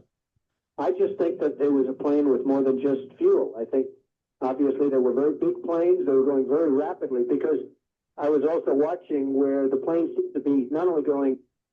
Yeah, if you appeal to what you think is intuitive physics, you know, how you think things should happen, you're going to be misled because physics does not follow intuitive patterns. The steel was so resistant, no real plane could have entered the building. It would have crumpled external to the building. Body, seats, luggage, wings, tail fallen to the building. The engines, which are virtually indestructible, no doubt would have entered, but we found that engine at Church and Murray was a plant. So how was it done? Well, Veterans Today has done massive work on the use of nukes to destroy the Twin Towers. And the best study appears to be by Hans Pommer, Pommer, and I'm going to show you just a couple of sample slides from Pommer, who basically submits that the building, which was a tube within a tube design, was destroyed the inner tube from the bottom up, and then it had the effect of destroying the outer tube from the top down. Some of you may remember the South Tower. Actually, the top section started to tilt, and then all of a sudden it was pulled. This was when the fire chief said, I think we just need a couple lines to put out the very modest fires. They decided they had to blow it then. Here you have more about how it was done. Now, I'm not the leading expert on the use of nukes here. I'm telling you, the nuke hypothesis is the only one that fits, and I'm going to explain why the alternatives of nanothermite or directed energy won't work, cannot explain the data. But if you want more, there are people I can recommend, like Joe Olson, who's an engineer qualified structural, civil, mechanical, even electrical, who would make a wonderful guest for you, who has published on the use of nukes on 9/11 and is more expert than am I. Meanwhile, we did have the toasted cars. Judy made a lot out of the toasted cars as though that were the directed energy weapon, were the only way that it could explain the toasted cars or the molecular dissolution of the building. But it's also an effect of nukes. In fact, Palmer specifically addresses it about the toasted cars and related damage. And I like that Judy draws our attention to it. But here it turns out that the same effects would have occurred from a nuke, given the design of the building. It's really fascinating stuff. And I would encourage you to invite Joe if you want to go more deeply into it. Meanwhile, also, contrary to directed energy, we had debris ejected from the North Tower at a 45-degree angle. Here, the Winter Garden, which some have said is where dews and nanothermite go to die. Now look at this. Jet fuel fires, even if they burned hot enough and long enough, would cause the building to sag and gradually collapse, not convert into millions of tons of very fine cubic yards of very fine dust. Jet fuel could not have ejected 300 tons up at a 45-degree angle and 600 feet outward into the Winter Garden. To explode steel, an explosive needs to have a detonation velocity of 6,100 meters per second. To explode cement, a detonation velocity of 3,200 meters per second. Kerosene, which is a principal constituent of jet fuel, has a detonation velocity of only 1,600 meters per second. Nanothermite, believe it or not, has a detonation velocity of only 895 meters per second. Now, T. Mark Hightower, who's a chemical engineer, and I published 3 articles back in 2011 demonstrating that it was impossible for nanothermite to have destroyed the Twin Towers on grounds such as these. And if you want a nice summary overview, you can go to my blog at jameshfetzer.org and check out on C-SPAN, Richard Gage leaves 9/11 truth in a time warp, because I summarize the evidence there. Many nukes, however, would have had the observed effects. Now, the U.S. Geological Survey did studies of 35 samples of dust from Lower Manhattan, and they found elements that would not have been present had this not been a nuclear event, some of which only exist in radioactive form. Barium and strontium, thorium, uranium, lithium, lanthanum, yttrium, chromium, tritium. You can go through the evidence in detail. Meanwhile, the curse of ground zero. Number of cancer cases among 9/11 responders and survivors triples to more than 5,400 in less than 3 years. Well, now the number has grown to about 70,000. And it's all kinds of cancers like leukemia, multiple myeloma, esophageal, pancreatic cancer, very similar to the pattern following Chernobyl. So we have a pattern here. Not only that, but there were thermal hotspots beneath the ground that endured until mid-December. Mid-December. Neither nanothermite nor directed energy can possibly account for this. Only the use of mini nukes can do that. And here you see a typical example of directed energy. This, I think, was in Paradise, California. Notice, they just reduce everything to the ground. There's nothing left. Well, that's not what we had here. These buildings are being converted into millions of cubic yards of very fine dust. They're being destroyed literally. And I do think directed energy weapons are fascinating. And I do think it's a worthwhile hypothesis to contemplate. But it doesn't explain what happened in New York on 9/11. Here are key points about the heat beneath Manhattan post 9/11. Intense and long-lasting fires. Fires within the debris burned for months, contributing to the prolonged heat at the site. High temperature. Thermal measurements taken by choppers showed underground temperatures ranging from 400 degrees Fahrenheit to over 2,800 Fahrenheit due to the ongoing underground fires. Impact on rescue and recovery. The intense heat at the site posed challenges for workers, melting the soles of their shoes and requiring careful consideration for the safety of search and rescue dogs. Thermal hotspots. Initial analysis of thermal data from September 16, 2001 revealed numerous thermal hotspots in the region where the WTC buildings, they didn't collapse, but they used the word here, were destroyed with temperatures greater than 800, which only gradually cooled over the following days. Not the following days, they extended to mid-December. And I've been looking for, there are thermal maps that show how extensive was this heat residual to the development. Now, if you want to talk about a collapse, here's one, Pakistan. This is not a steel structure, high rise. And by the way, as I'm sure you're all aware, no steel structure high rise ever collapsed due to fire before 9/11, after 9/11, or on 9/11. But Building 7 did collapse. Well, this is a one version of a collapse. Here we have what actually happened with Building 7 at 5:20 in the afternoon, 7 hours after the demolition of Building 1, the North Tower. All the floors are coming down at the same time. You're probably more familiar with this than any other aspect. It left a residue of 5.5 floors of debris. That's what we have, typical result from classic experience with demolitions. They leave a residue equal to about 12% of the original height. This was a 47-floor structure, 12%, 5.5 floors. Look, however, you got 5.5 floors from a 47-story building. Here, where one would have stood, you should have had 13.5 floors, 12% of 110. But it ain't there. It ain't there.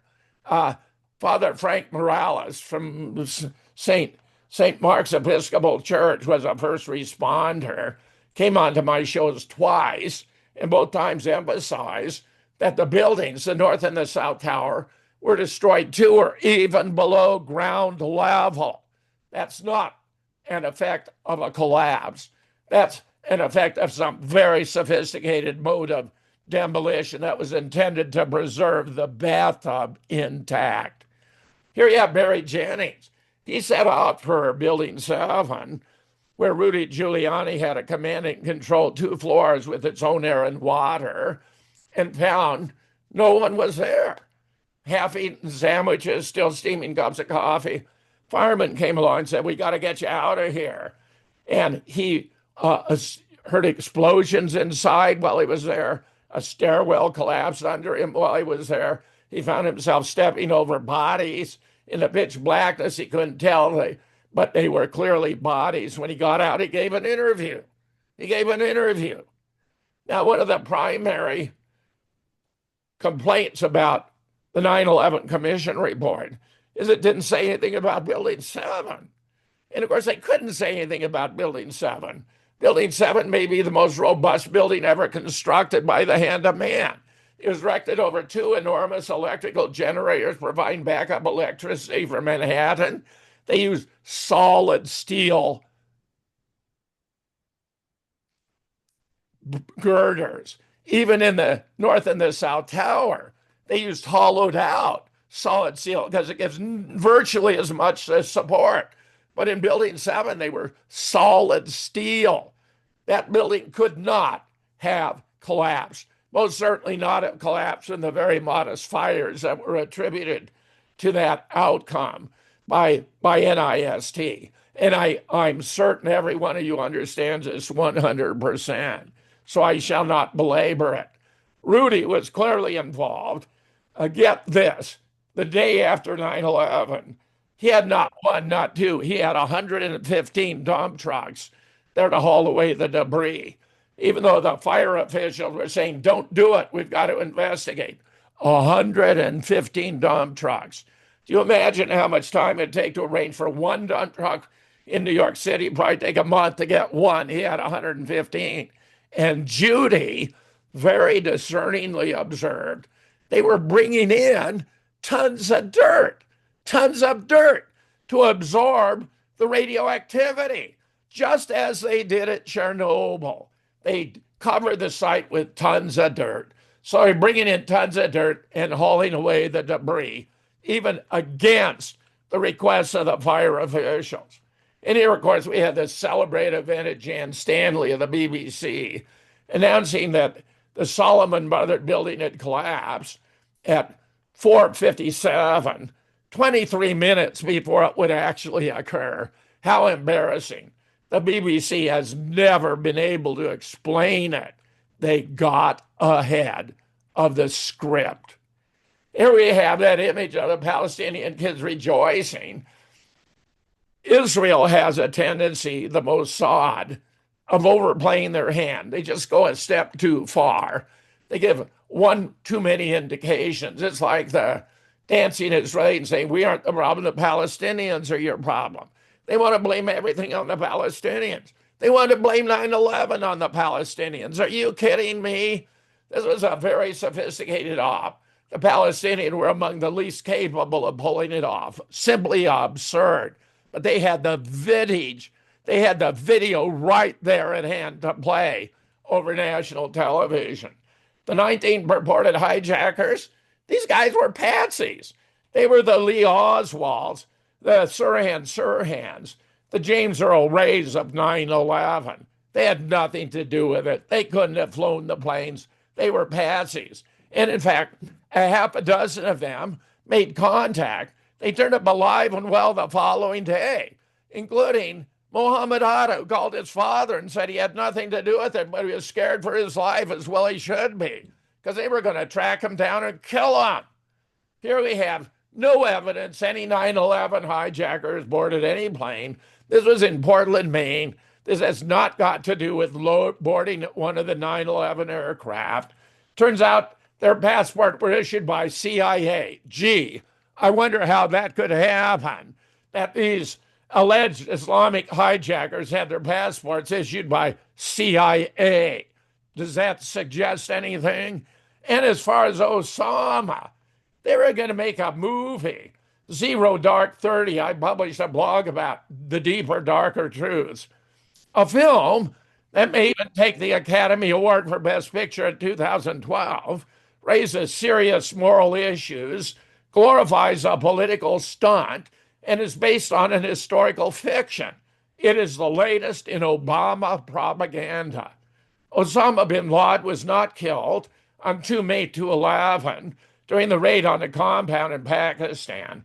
He actually died in Afghanistan on or about 15 December 2001, and he was buried there in an unmarked grave. Local obituaries reported Osama's death at the time. Even Fox subsequently confirmed it, as did CNN. He died on the 15th. CNN and Fox both reported his death on the 26th of December, 2001. Nick Hollerstrom has published about it, Osama bin Laden, 1957-2001, right on my blog. David Ray Griffin has a book about it, Osama bin Laden, Dead or Alive, and Scholars for 9/11 Truth has written about it. Here's from Nick's Osama bin Laden. In Orwell's novel, 1984, there's a figure called Emmanuel Goldstein who functions as an all-purpose enemy, even though we gather he may actually have died some time ago. Osama bin Laden has been used in a similar manner by the powers that be by a process of identity theft during the last days of his life. In reality, there have been no sightings or reports of him since 2001. I hear argue that he died on or around December 15, 2001, in consequence of the intensive bombing of his then residence in the Tora Tora caves of eastern Afghanistan, and that he had no involvement in the events of 9/11. They were nevertheless putting out propaganda videos with various obvious not Osamas and claiming it was Osama. As I've mentioned before, he actually was an officer in the CIA, Colonel Tim Osman, an official from the agency, visited him in a hospital in Dubai shortly before his death from his medical maladies. It's tough to get dialysis machines in and out of those caves in Afghanistan. You may remember when Bush and Cheney were demanding the Taliban turn over Osama, and they said they'd be glad to do that if there were any evidence that he'd been involved in 9/11. And of course, we produced none because he had nothing to do with it. But it was very convenient for Barack Obama to fake an attack on a compound in Pakistan so he could campaign for re-election with the triumphal motif of having got the most wanted man in the world. Meanwhile, the origin of 9/11 traced back to a conference on terrorism held in Jerusalem around the time of the dissolution of the Soviet Union, where Bibi Netanyahu even published a book about it. Paul Wolfowitz and Richard Burrow were among those who promoted the Project for a New American Century, which was suggesting that with the dissolution of the Soviet Union, the United States was now the sole remaining superpower and could create an empire worldwide destined to endure the next 100 years. It was ridiculous. It was untrue, but they promoted it. The Soviet Union had collapsed. Thus, they were worried that the American people wouldn't pick up on this unique historical opportunity. Thus, they wrote in Rebuilding America's Defenses, the process of transformation, even if it brings revolutionary change, is likely to be a long one, absent some catastrophic and catalyzing event like a new Pearl Harbor. Domestic politics and industrial policy will shape the basic content of the transformation as much as the requirements of current missions. So right off the bat, these figures, these politicians were calling it a new Pearl Harbor. Meanwhile, Wesley Clark would eventually reveal what he learned at the Pentagon, namely that Rumsfeld had originally designated an attack on Afghanistan and even on Iraq. Wesley Clark went to the Pentagon shortly after 9/11, encountered a general of his acquaintance, asked what was going on, and the general explained, we're planning to attack Iraq. And they were both puzzled because they agreed Iraq had nothing to do with 9/11.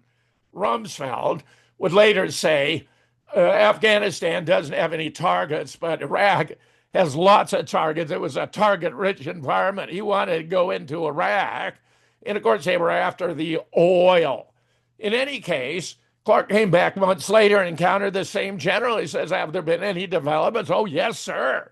And Clark said, well, what's going on? He said, well, now, sir, the Secretary of Defense has now issued a directive to take out the governments of 7 countries in the next 5 years. And Clark said, well, is it classified? And he says, oh, yes, sir.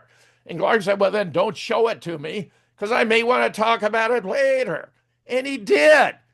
On 2007, October 3rd, at the Commonwealth Club, Wesley Clark revealed a plan to take out the governments of 7 countries in the next 5 years, including Libya and Iraq, ending with Syria and Iran. Many believe what's going on right now, since Syria is falling, is the completion of the plan to create the greater Israel, using the United States as its mechanism.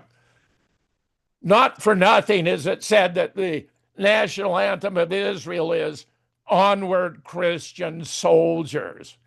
Philip Zelikow became the executive director of the 9/11 Commission after Henry Kissinger declined the honor because he didn't want to reveal his financial entanglements. Philip Zelikow had as his area of specialization in the academy prior to government service of being an expert on the creation and maintenance of public myths, MYTHS. And I give you the man who, in my opinion, wrote the script for 9/11, Philip Zelikow. He's a professor of history at the University of Virginia now. I find that grievous. I taught at UVA twice as a visiting associate in 87, 88, and as a visiting full around 1990. And it was Mr. Jefferson's University, of whom he, perhaps the greatest political figure in American history, was very proud. Well, Zelikow is there now. He had actually completed a draft of the 9/11 Commission report a year before he shared it with the staff. Why? Because he's the guy who wrote the script. Meanwhile, they bottled up efforts to get to the bottom of it legally, such as Judy's suit by means of a judge, Alvin K. Hillerstein, who has defeated, quashed multiple high-profile 9/11 cases, where I was very supportive of what Judy and others were doing there. Meanwhile, we have Ehud Olmert and Bibi Netanyahu, who are the mastermind behind 9/11, aided and supported by Dick Cheney, who appears to have been the executive director on the ground here, as Michael Rupert explained in his magisterial book, Crossing the Rubicon, where from publicly available sources, he's been able to prove Dick Cheney was running the shop. Bush W. was such a numbskull that they kept him largely out of the loop. There are interesting stories that go along that reveal it, including his visit to Booker Elementary, not far from where I was residing at the time in Bradenton, Florida. But I'll save that for another occasion, for those who want to go further. Although 6 of my books have been banned by Amazon, this one has not. America nuked on 9/11, compliments of the CIA, the neocons and the DOD, and the Mossad. And I just want to say how grateful I am for this opportunity to join you here today. And I'd be very glad to take any questions or comments you may have. Thank you.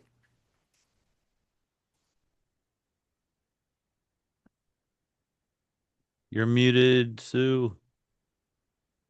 Thank you. Thank you. Jean and Sandra had their hand raised for a very long time.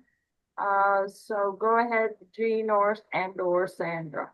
Yeah, Jim, I just want to thank you, first of all. While I might not agree on everything, I just love your inquisitive nature and the fact that you're addressing this. You did a great job handling Hannity back in the day, and I greatly appreciated that.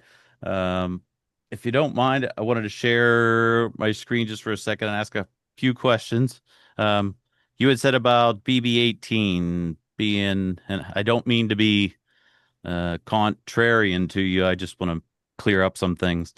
In this picture, we see BB-18 is a power feed lug. There is an associated part for fuse holders, and if we look at one of them, it's a fuse holder. So I was curious what you termed it. If it was what you said it was, what would it have been used for? Oh, I think it would have been used to position the explosive to create the cutouts of the planes. I mean, they're boxes, these fuel holders are identified there. But that's my interpretation of their role and the function of the gelatin group in relation to the cutouts. Thank you for that one. Somewhere else, David Cold shared with me the BB-18, he says, could be a floor-mounted box. We don't know what it is, but it's interesting. That's one thing. The other thing you had said, 1/4-inch plate steel up on the top parts of the section. I agree with that. We look at the bottom of this. It says column type 120, 1/4-inch plate steel. That's the whole thing. And floors 93 to 96 was column 120 or column type 120. So we could kind of see that. the makeup, the composition of the facade wasn't solid. So I got to take a little position against what you were saying, because it wasn't like it was hitting a solid sheet of steel or a solid sheet of concrete. It was hitting 14-inch box columns of 1/4-inch plate steel separated by 2 foot 1 inches of glass. So it was more glass as a facade than it was something solid. You're talking about the planes hitting the Twin Towers, right? Yeah, yes, sir. Look, And you you could got a actually massive see. you got a 500,000-ton steel and concrete building, and there's no resistance. There's no diminution in the trajectory of the planes. That means that's not a real phenomenon. There had to have been a diminution in the velocity. There had to be parts falling to the ground, body, seats, luggage, wing, tail. None of that happened. These cannot have been real. Yeah, they planted some parts around. Frankly, count me not impressed. Okay. You got to understand how easy it would be to plant some stuff like that. You do not have any bodies. You do not have any seats. You do not have any luggage. You don't have wings. You don't have a tail in the facades beneath the ground. But yeah, they put some stuff out there to play on the minds of the weak. It's like the Force can have a powerful effect on the weak-minded. So can, plants, movies. This basically was a made-for-TV movie with real destruction of the real World Trade Center. That I'm not disputing whatsoever. But most of the rest of it is fiction. Anybody could say they planted parts. I just kind regards. Thank you very much for what you presented. Sure. I'm glad. I don't object to anyone taking exception. I'm not asking you to believe. I'm telling you what all the years of research I've done on this has resulted. And, what can I say? Understood. Thank you. Thank you kindly. I appreciate it all. Thank you. Thank you. More. Brian is next. Go ahead, Brian. Hi there. Am I audible? Can you hear me? Go ahead. Okay, great. So Jim, I'm curious, how do you differentiate evidence from theory? If I see an apple fall from a tree, do I need a theory to state that observation? Well, it's interesting, actually, in a strict technical sense. Every observation is theory laden, even that it's an apple, because you're implying that it has a certain core, certain constituent, certain features. So even ordinary language is laden with theory. I think you're trying to make a different point. So your claim is that any statement of fact is a theory. Is that what you're saying? No. Don't change the context on me. I said, in a technical sense, even attributing to an object that it were an apple is a theory, because it implies a lot of ramification about the constituents. You could peel it, cut it into slices, all that sort of thing. Let's simplify that. Listen, you're playing a semantic game here. No, I'm not. Let me. Characteristic in science, we test theories on the basis of observation, measurement, and experiment. That's classic. Right. And I have been explaining the difference with the theory. It was done with nanothermite, which doesn't even have the explosive capacity to destroy concrete, much less steel, or directed energy weapons, which would not have left this heat residue, for example, among other features, nor the elements that were found by the U.S. Geological Survey in the dust samples, which even include radioactive elements that would not have been present had it not been a nuclear event, and the use of mini nukes. So, we use evidence, typically observation, measurement, experiment, that we don't treat as theoretical, but rather as objects, physical objects, and so forth, as evidence, unless we have reason to think they're fabricated or faked. I just make the point that technically, you see, everything is an arrangement of dispositions of properties. And to be that thing, it has to have all those properties. So when you make an attribution of even something that's as simple as an apple, you're making a lot of hypothetical attributions, which characteristically are fulfilled because it actually is an apple. But if it were on a prop on a stage, it might very well look like an apple, but actually be made out of plastic because it's just a prop. So go for there. Tell me. So can we at least agree that the buildings became dust in midair? Do we agree on that?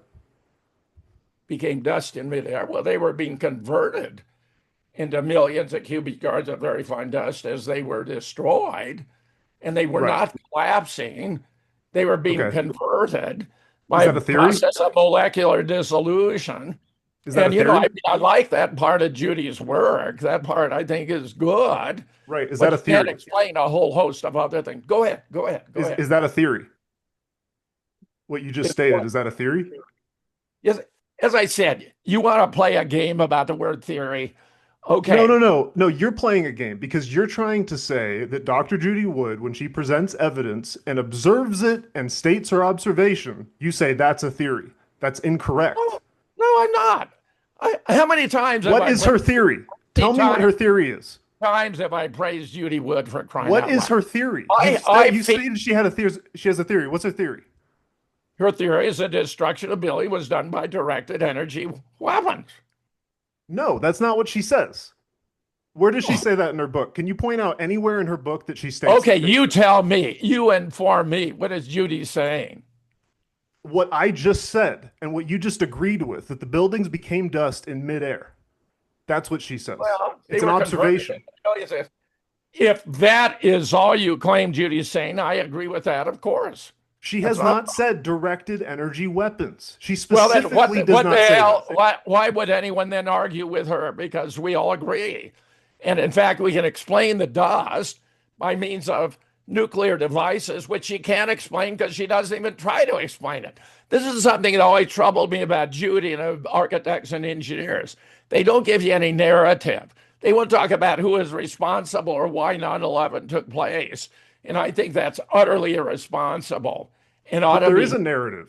Dr. Wood has a narrative in her case. It's that ARA and SAIC did not effectively investigate how the towers became dust in midair, as we agree. Yeah, I agree to that. That's her narrative. And so she has a narrative. If that's all her narrative, Judy and I don't have a problem. So I don't understand why She Judy's sticks to people the continue evidence. to attack me. She Go ahead. sticks to the evidence. And the thing is that you're constantly Okay, we have other questions? Yeah, please. This is fruitless. Yeah, go ahead. you broad brush her work and you call it a theory. It's not a theory, it's evidence. It's an observation. You're a philosopher of science, you should know better. You should know better. You're being silly. Her theory is directed energy weapon. She's known for it. Everyone agrees about that except you. Go ahead. Give me another question, someone more useful to discuss. Okay, let's remember that 2 minutes per question. Be respectful. Do not interrupt one another. Do not accuse one another. And that goes for our speaker too. Yeah, I agree. Yeah. Go ahead. Yeah, let's be respectful and scientific. Thank you, Susan. I agree. Chance. Go ahead. Okay. So Norman has his next question, please. Again, all our questionnaires, 2 minutes, no shouting, no interrupting, and no accusations. All right, go ahead, Norman. Good day, Mr. Fetzer. Can you hear me? Yeah.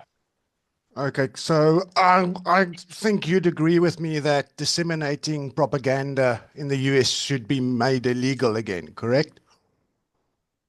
The trouble is, what's propaganda? You got to know the difference between the truth and the Okay, false. so You got to have. let me We got to have remind you. unfettered. Okay, You have to have. Let me remind you of the 1948 Smith-Mundt Act. Obama repealed it in 2012, which then permitted propaganda to be disseminated in broadcasting. Disseminating information then no longer said that it had to be credible.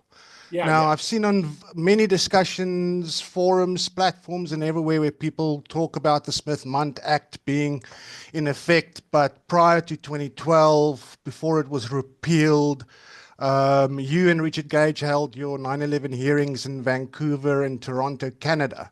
So the suggestion has been made that you and Richard Gage could have been charged with treason for disseminating propaganda, especially taking into consideration that the thermite, molten metal, and nukes have never been filed in an RFC to NIST, or this claimed explosive evidence has ever been taken to court. So could you please address the reasons for holding your 9/11 hearings in Canada whilst the Smith-Mundt Act was still in play? And when will you file your explosive nuke evidence to NIST or take it to court? Come on. I thought this was a serious group. Look, I'll just organize it in Vancouver. It's a beautiful location. And we had the hearings there. I don't think at the time I was even aware of the Smith-Mundt Act, much less the Smith-Mundt Modernization Act, which hadn't been passed yet, just in time for Sandy Hook. That was really to give cover to the crisis actors who'd bring us Sandy Hook and a host of others. But I think you're making an extraordinarily contrived argument here. I don't find this a serious piece of exchange here. Thank you. Just ridiculous, in my That's opinion. last question then. I Okay. have published my work. I have widely announced it. I've been flown around the world to give lectures on 9/11, and I'm not going to I've stop. got another question. I don't want to hear how important you are in the 9/11 space, Yeah. because a lot of people have pointed out your shortcomings, My especially with shortcomings. yeah. Well, talk to I know, my wife. definitely. Talk to my wife. She'll give you an expanded. Norman, your next question, you have 1 minute left. Okay, so I would like you to then explain with your nuke theory the lack of seismic readings, the undamaged bathtub, and the anomalies with buildings 3, 4, 5, and 6 that cannot be explained due to thermal or kinetic mechanisms. Also taking into account the strange anomalies with 1,400 cars that were basically spontaneously combusting blocks away, where the engines melted away and all of that kind of aspects. And then also the missing firemen who just disappeared, but their locator alarms were still found. Listen, I've already suggested you want to go deeper on the use of nukes. I think Joe Olson would be a great guest for you to have. But I mean, you're elaborating a whole list you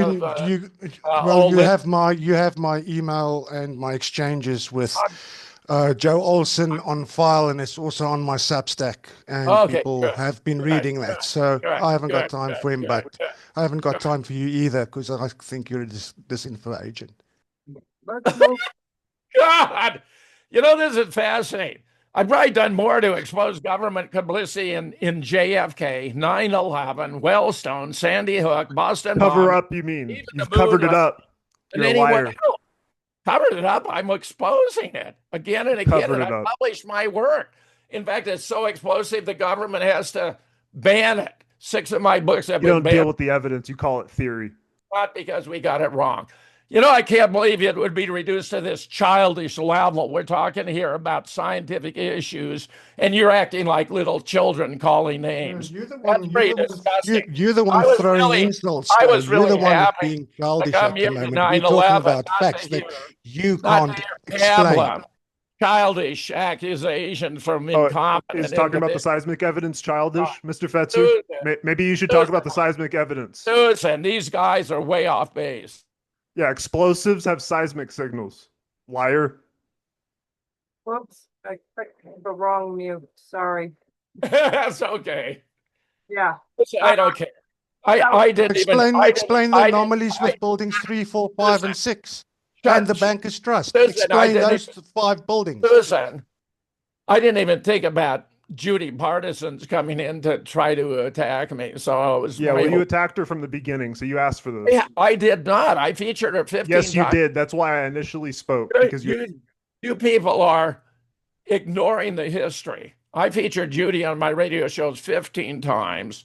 I was pioneering interaction between the internet and the computer. We went to her website 15 times to talk about it. When I did the 9/11 hearings in Vancouver, I invited Judy to come. John Hutchison had already agreed, as had this physicist, and she talked them both out of not coming. I believe in representing all points of view. That's how we're going to discover the truth for open and unfettered debate. and not by calling names. Judy has done some pretty disgusting things in attacking me, and I don't want to And go you there. threatened her live on It air. ain't worth the time.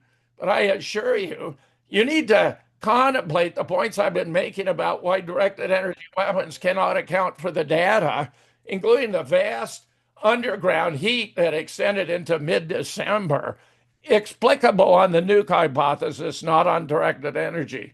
Susan, next. Okay, Mike Figa has his hand raised. Go ahead, Mike. Hi. Yeah, I had a question. This was only touched upon briefly, but the use of nukes. I was wondering what your opinion was on that. Did you actually say it was from the base? Do you believe that that would have been how it was actually taken down? Oh, yeah. And I gave a couple of the drawings from the Palmer report. Veterans Today has like 50 studies of the use of nukes. So, they have a vast repository and archive. But the most important appears to be by Hans Palmer, Pommer. And you must have just missed that part because I went into it in a fair amount of detail. And the conversion of the buildings into millions of cubic yards of very fine dust. And now the U.S. Geological Survey sampled 35 from lower Manhattan and found all these elements that would not have been there had it not been a nuclear event. So I covered it. I mean, you can always. Well, yeah, I would like to state I can't rule out low yield nuclear weapons as some aspect of the demolition. But from the basement, which obviously veterans today often pointed to, it is entirely incongruent with the evidence. I mean, we had a point of impact up and down destruction, and we even had survivors in the stairwell. So I'm trying to understand how you square squibs and molten metal pouring out of the side of the building. Look, with what is observable. Palmer goes into all of it. And it's a tube within a tube. It was destroyed from the bottom up, the inner tube. And it had the effect of destroying the outer tube from the top down. You simply haven't been paying attention, which rather surprises. No, I have. I've followed Veterans Today, which has. There's a huge amount of this out there, but I'm not at liberty to pursue it. I've told you where to go. The Palmer report. Oh, no, I've read in the Dimitrov. I've seen disinfo and misinfo people on Kevin Barrett's show and within Veterans Today. So I just have a question. How could people survive in a stairwell and many people at the lower floors when the entire building was nuked? And also, I'm really confused. I would like to know how you explain this. We saw a point of impact up and down demolition. Case in point, we had squibs. So I really find it laughable. I mean, I respect some of your work for sure, but I do not see how you think the basement was the means of demolition. Look, I've told you, they're better experts than I on the exact use of the nukes. I'm giving you the general reason why it appears to be correct. And yeah, the survivors, I mean, fluky things happen. It's like when Hiroshima and Nagasaki, you got a church that's still standing. You say, well, how is that consistent? People will give all kinds of arguments about it. I'm talking, and you don't dispute that there was some video fakery for the demolition, right? That was real. I'm trying to say from a very clear layman, just graduated from high school, or you have eyes, you can note that what we saw was the point of impact up and down. What do you mean by point of impact? Up and down. Okay. Yes, I guess in your opinion, right, there was no impact. So sorry. The point of the fake impacts. You mean the planes? You still believe there were planes? You still believe there were planes that hit the buildings? Yeah, 100%. Okay. But that's all right. But I'm moving. I'm talking. You convinced me that you're not competent with regard to even elementary. Okay. Let's agree to disagree. You're wasting time here with a silly. No, I mean, I'm still trying to understand how you. Susan, give me the collapse. Somebody, honest to God, Yeah, I'm really taken aback by this. Susan. Yep. All right. Thank you. Thank you. Okay. So do you think it's possible multiple devices were used? No real planes were used. No real planes could have entered the buildings. You got Donald Trump saying that. You got all kinds of physicists saying this. No real planes were used. That was the original plan, Susan. They wanted to use remote controlled planes, but they found they couldn't get them into the building. And if they couldn't get into the building, they could have them explode with pre-positioned explosive to make it look as though that had caused them to collapse. Well, they didn't collapse, and they weren't real planes, but they had Hollywood-style special effects. That's why I said 9/11 was a made-for-TV movie. Well, getting back to not the planes, not going there at all. Could there have been conventional controlled demolition devices as well as nukes? Could there have been explosives as well as nukes? Could there have been multiple devices? Yeah, sure. I'm open to that. Okay. Yeah. Well, that's all. No, actually, I did have another question. Your PhD, what's that in?